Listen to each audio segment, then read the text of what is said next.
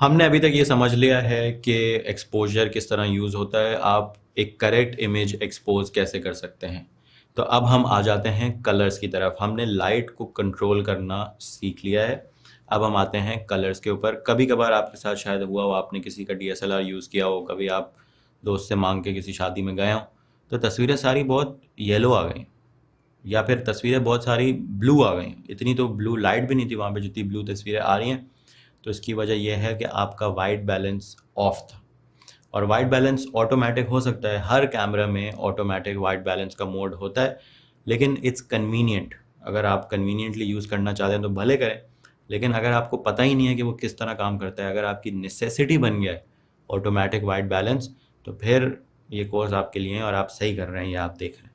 तो मैं अब आपको बताऊंगा कि वाइट बैलेंस किस तरह यूज़ होता है और किस तरह ठीक होता है। तो वाइट बैलेंस का बेसिक कॉन्सेप्ट ये है कि आपके कैमरा को नहीं पता कि वाइट कलर किस तरह दिखता है, तो वो कभी उसमें अपनी तरफ से ज़्यादा ब्लू ऐड कर देता है, कभी येलो ऐड कर देता है। तो आपको कैमरा को बताना पड़ता है कि वाइट बैलेंस क्या है, कि एक्चुअल वाइट किस तरह दिखता है। अगर आपने कभी टीवी देखा हो या आपने कभी कोई लाइव रिकॉर्डिंग देखी हो, तो लाइव रिकॉर्डिंग से पहले एक बंदा आता है, स्टेज के बीच में खड़ा होता है और उसने कोई वाइट चार्ट या कोई एक कलर चेकर पकड़ा होता है जिसमें वाइट कलर भी होता है।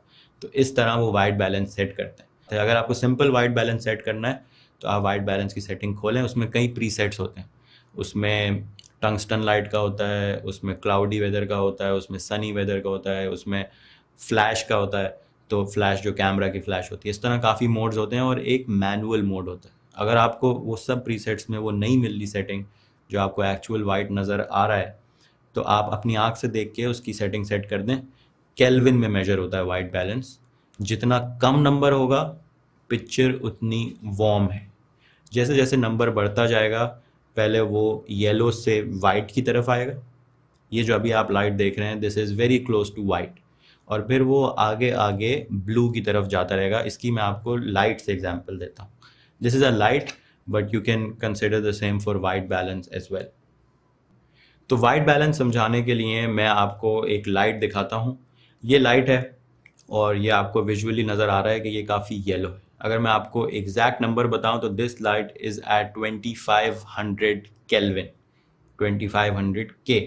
अब जैसे जैसे मैं इस लाइट को बढ़ाता जाऊँगा, ये थोड़ी थोड़ी आहिस्ता आहिस्ता वाइट की तरफ जाती रहेगी।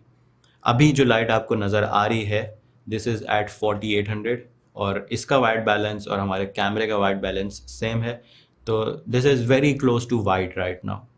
अब जैसे जैसे मैं इसको बढ़ाता जाऊंगा, ये ठंडी होती जाएगी। अभी वी आर एट 8500, और इससे आगे भी आप जा सकते हैं तो लाइट और ब्लू होती जाती है।